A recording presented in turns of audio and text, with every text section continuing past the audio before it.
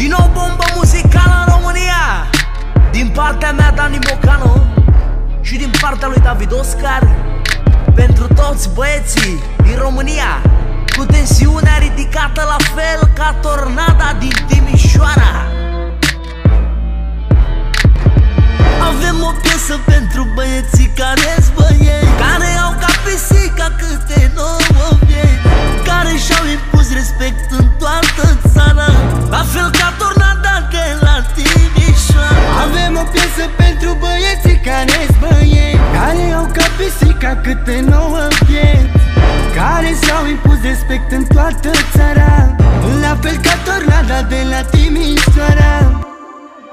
Respect, oamenii ce dau de doare n-au frică de insigne și pistoare. Respect, pe ăla care-i nebun și când dă cu pumnul se vede că e român. Respect, oamenii ce dau de doare n-au frică de insigne și pistoale. Respect, pe ăla care-i nebun și când dă cu pumnul se vede că e român.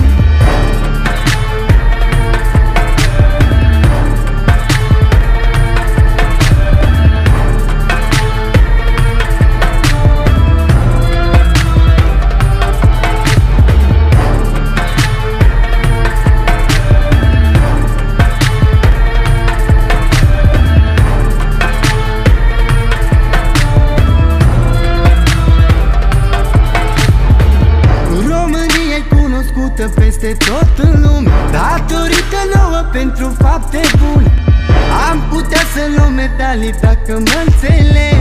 Cunoscuți ca Hagi și Nadia Comăneni, România-i cunoscută peste tot în lume, datorită nouă pentru fapte bune, am putea să luăm medalii dacă mă înțelegi. Cunoscuți ca Hagi și Nadia Comăneni.